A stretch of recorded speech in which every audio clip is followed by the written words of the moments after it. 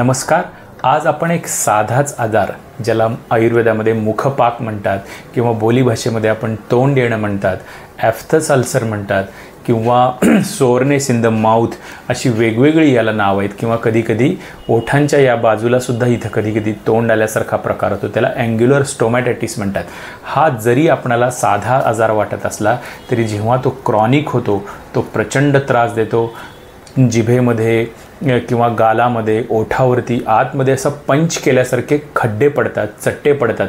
त्याच्यामध्ये त्याच्या कडा उंचावलेल्या असतात. आतमध्ये ग्रीन किंवा येलो, व्हाईट अशा कलरचा तो खड्डा असतो. हा आजार आयुष्यामध्ये प्रत्येकाला एकदा ना एकदा तरी कधी ना कधीतरी झालेलाच असतो. हा आजार युज्युअली 8 ते 10 दिवसांमध्ये आपण नेहमीच ओव्हर द काउंटर बी कॉम्प्लेक्सची औषधं घेऊ, झोप व्यवस्थित घेऊ, थोडं ओलं खोबरं खाऊ, साय लावू, अशा घरगुती उपायांनीसुद्धा बऱ्याचदा हा आजार जातो.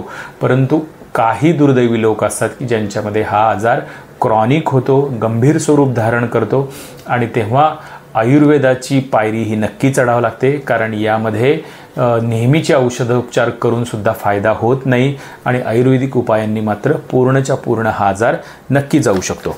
तर पाहूया की हा आजार होतो का, त्याची कारणं काय आहेत.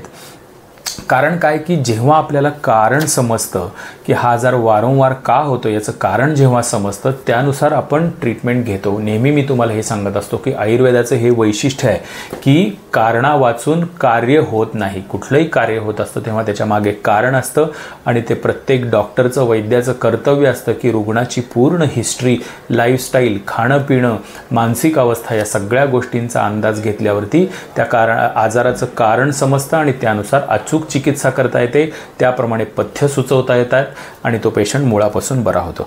तर महत्त्वाचं कारण आहे जागरण. जेव्हा काही कारणाने आपले रात्रीचे प्रवास होतात, झोप येत नाही की होत नाही व्यवस्थित, किंवा विद्यार्थ्यांच्या परीक्षा असतात त्यावेळेस मुलं फुल नाईट ही एक कन्सेप्ट असते की रात्रभर जागणं आणि बरोबर 1-2 दिवसांनी त्यांना लगेच तोंड लाल होतं, तोंड येणं असं आपण त्याला म्हणतो. दुसरी गोष्ट आहे मसालेदार, तिखट, चमचमीत जास्त गोष्टी खाणं, कारण यांच्यामध्ये जे मसाले असतात, मिऱ्या असतात, तिखट असतं, हिरवी मिरची असते, काळा मसाला असतो, ह्या सगळ्या गोष्टींमध्ये तोंडाच्या आतली जी त्वचा असते जिभेवरती किंवा ओठांच्या आतमध्ये, गालांवरती, तो एक वेगळा बकल म्युकोझा म्हणतात, तो अतिशय नाजूक असतो, तो एन्ज्युअर होतो आणि त्यामुळे तिथे इन्फेक्शन झाल्यामुळे सुद्धा तोंड येणं हा प्रकार या गोष्टींच्या वारंवार खाण्यामुळे होतो. कधीकधी आपल्याला हेही आठवत असेल की एखाद्या वेळेस आपण गडबडीमध्ये गरम उकळता चहा पटकन एखादा घोट घेतो आणि तो चटका जो बसतो त्याच्यामुळे सुद्धा तोंड येणं हा प्रकार दिसतो. जास्त आंबट, खारट यासारख्या गोष्टी खाणं, या सगळ्या गोष्टी पित्त वाढवणाऱ्या, उष्णता वाढवणाऱ्या असतात आणि त्यामुळे मुखपाक येतो आणि आयुर्वेदामध्ये हा एक पित्ताचा किंवा रक्तविकाराशी संदर्भातला आजार सांगितलेला आहे आणि हे आपल्याला अनुभवायला नेहमी येतं. दुसरं म्हणजे अनेक औषधांचे दुष्परिणाम, विशेषतः अँटीबायोटिक्स जे असतात त्या अँटीबायोटिक्सचा परिणाम आपल्या जसा जंतूंवर होतो तसं पोटातले जे फ्रेंडली बॅक्टेरिया असतात, गट बॅक्टेरिया आपण हा शब्द नेहमी ऐकतो, त्याच्यावर पण होतो. आणि जेव्हा आपल्या आतड्याचं आरोग्य बिघडतं तेव्हा जीभ ही जणू त्याचा आरसा असते आणि जिभेवर त्याचा परिणाम होतो, त्यामुळं तोंड येतं. पेन किलर या गटातली औषधं किंवा साधं उदाहरण म्हणजे टूथपेस्ट, जर आपण कुठली तरी जाहिरात बघितली, कोणीतरी सुचवली, कुठलं तरी सॅम्पल कोणीतरी दिलं म्हणून आपली नेहमीची पेस्ट बदलून आपण एखादी वेगळी पेस्ट वापरली तर त्याची ॲलर्जी होऊ शकते किंवा काही पेस्टमध्ये काही स्ट्रॉंग इन्ग्रेडियंट्स असतात, त्याचा परिणाम म्हणून सुद्धा तोंड येतं. तर हे झाले विविध औषधांचे दुष्परिणाम म्हणून. पचनविकार, मगाशी मी सांगितलं की कॉन्स्टिपेशन, ॲसिडिटी, कोलायटिस, हे सगळ्या गोष्टी ज्या आहेत ह्या तोंड येण्याला एक महत्त्वाचं कारण आहे. त्यामुळे नुसतं तोंड येणं म्हणजे काहीतरी लेप लावणं, काहीतरी औषधांच्या गुळण्या केल्या आणि मुख्य पचन संस्था जी आहे त्याच्याकडे दुर्लक्ष केलं तर हा आजार पूर्ण जाणार नाही, कायमस्वरूपी तर अजिबात जाणार नाही, वारंवार तो होणार. वेगवेगळ्या प्रकारचे आघात होणं किंवा इंजुरी होणं, इरिटेशन होणं, हे सुद्धा महत्त्वाचं कारण आहे. विशेषतः जी वयस्कर मंडळी असतात त्यांच्यामध्ये डेंचर्स किंवा कवळी जी असते त्याचं हिरड्यांना इरिटेशन होतं आणि त्यामुळं तोंड येण्यासारख्या गोष्टी होतात. आणि विशेषतः ग्रामीण भागातल्या लोकांना ही एक गोष्ट माहीत असेल की ऊस खाणे, कुठलीही गोष्ट आम्हाला लहानपणी आठवते की आम्ही शेतात जेव्हा जायचो, हुरडा खायचा कार्यक्रम असायचा. आता सध्या हुरड्याचे दिवस चालूच आहेत. तर आपल्याला ऊस खायची हौस असते. तर पूर्वीच्या वेळीसुद्धा हे जे ऊस असायचे ते फार निबर किंवा कडक असायचे. त्यांची साल जेव्हा आपण काढतो किंवा ऊस खाल्ला तर या चोखण्याच्या प्रक्रियेमुळे सुद्धा जिभेवरती थोडीशी इंजुरी होते आणि त्यामुळे तोंड येणं. तर यासारखी कारणं असतात की जी इंजुरीमुळे होतात आणि त्यामुळे तोंड येतं. वेगवेगळ्या प्रकारची व्यसनं, विशेषतः टोबॅको किंवा स्मोकिंग किंवा गुटखा खाणे यासारखे जे काही गोष्टींची सवयी आहेत याच्यामुळे सुद्धा घर्षण होतं जिभेवरती, गालांवरती आणि त्याचा परिणाम होतो. अनेक कृत्रिम त्याच्यामध्ये घटक असतात आणि हे वारंवार तोंड जेव्हा येतं तंबाखू गुटखा खाणाऱ्या लोकांना, त्यांनी विशेषतः लक्षपूर्वक तोंडाची तपासणी व्यवस्थित डॉक्टरांकडनं केली पाहिजे. कारण ल्युकोप्लाकिया नावाची एक कॅन्सरची प्री कंडिशन याच्यामध्ये होत असते. वारंवार तोंड देण्याचं रूपांतर हे कॅन्सरच्या व्रणांमध्ये होत असतं. त्यामुळे व्यसन करणाऱ्या लोकांनी ही गोष्ट जरूर लक्षात घेतली पाहिजे. लो इम्युनिटी म्हणजे रक्तक्षय असणं, शरीरामध्ये हिमोग्लोबिनचं प्रमाण कमी असणं किंवा व्हिटॅमिन डिफिशियन्सीज वेगवेगळ्या प्रकारच्या, आपण माहिती आहे की बी कॉम्प्लेक्स ही अत्यंत कॉमनेस्ट डिफिशियन्सी आहे की ज्याच्यामुळं तोंड येणं यासारख्या गोष्टी होतात.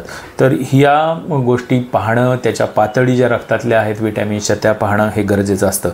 स्ट्रेस हा एक फार महत्त्वाचं कारण आहे. म्हणजे जवळजवळ 50% तोंड येणारे जे रुग्ण आहेत त्यांचा इतिहास जर घेतला तर त्याच्यामध्ये स्ट्रेस हे कारण सापडतं. काही कारणामुळे जॉबचा असेल, कौटुंबिक असेल, आर्थिक असेल, या विवंचना जेव्हा वारंवार असतात, ओव्हर थिंकिंगची सवय असते, त्यामुळे कॉर्टिसॉल जे हॉर्मोन आहे ते आपल्या शरीरामध्ये जास्त वाढतं आणि तेच आपल्या लाळेमध्ये पण असतं आणि त्या लाळेमधलं जे कॉर्टिसॉल आहे त्याचा विपरीत परिणाम म्युकोजावरती होतो आणि तोंड येणं यासारखी गोष्ट आपल्याला तिथं दिसून येते. त्याचप्रमाणे स्ट्रेस असलेला जो माणूस आहे त्याला एक आपोआप वेगळ्या प्रकारचा चाळा लागतो की तो काहीतरी गाल चावेल, काहीतरी ओठ चावेल, नखं कुरतडत राहील. ह्या सगळ्या ज्या गोष्टी आहेत स्ट्रेसमुळे होणाऱ्या त्याच्यामुळे सुद्धा तोंड आलेलं आपल्याला इथं दिसून येतं. आणि इतर काही आजार आहेत की जे आपण कधीही मिस करायचे नाहीत कारण त्याचं साधर्म्य असतं स्टोमॅटायटिसशी, परंतु तो आजार मात्र वेगळा असतो, गंभीर असतो. त्यामध्ये बॅचेट्स डिसीज नावाचा एक अत्यंत गंभीर प्राणघातक आजार आहे की ज्याच्यामध्ये तोंड येण्यासारखं प्रेझेंटेशन असतं, परंतु तोंडात जे अल्सर येतात तसेच ते जेनायटल रिजनमध्ये पण येतात, इतर ठिकाणी पण येतात. तर ही सगळी सविस्तर हिस्ट्री घेणं महत्त्वाचं असतं, नाहीतर एक मोठा आजार आपण दुर्लक्षू शकतो. त्याचप्रमाणे कॅन्सर मगाशी आपण बोललो, लुपस नावाचा आजार आहे SLE, याच्यामध्ये सुद्धा या पद्धतीचे चट्टे येतात किंवा लायकन प्लॅनसमध्ये सुद्धा ओरल प्रेझेंटेशन कधीकधी चट्ट्यांच्या स्वरूपामध्ये असतं. तर ह्या सगळ्या आजारांची सविस्तर हिस्ट्री घेतो तेव्हा आपल्याला तोंड येणं हाच आजार आहे का इतर काही गंभीर गोष्टी आहेत या कळून येतात. आणि त्यामुळे सविस्तर हिस्ट्री आपण घ्या, वैद्यांनी सांगितलेली पथ्य लक्षात घ्या, डूज अँड डोंट्स फॉलो करा आणि तुम्हाला नक्की या आजारावरती विजय मिळवता येईल. हा आत्ता आपण एक थेरॉटिकल भाग बघितला. मुख्य पुढचा भाग नक्की पाहायला विसरू नका. याच्यामध्ये आपण प्रत्यक्ष चिकित्सा कशी करायची आहे, आयुर्वेदानुसार वेगवेगळे लेप, गुळण्या कोणकोणत्या करायच्यात, पचनावरची काय औषधं घ्यायची आहेत, स्ट्रेस मॅनेजमेंट कशी करायची आहे, हे सगळं सविस्तर पाहणार आहोत. आणि त्यामुळं या चॅनलला तुम्ही लाईक करा, सबस्क्राईब करा. आणि मुख्यत्वे माझी अशी विनंती आहे की जे लोक आमचा हा कंटेंट पाहतात त्यांनी याच्यावरती कॉमेंट जरूर कराव्या. कोणकोणते विषय आपल्याला अपेक्षित आहेत की आमच्याकडून तुम्हाला माहिती मिळवायचीसाठी आपण उत्सुक आहात ते जरूर कळवा. कारण तुमचं जे काही लाईक असतं किंवा सबस्क्रिप्शन तुम्ही करता, काही कॉमेंट लिहिता, हे आम्हाला उत्साहवर्धक नेहमी असतं.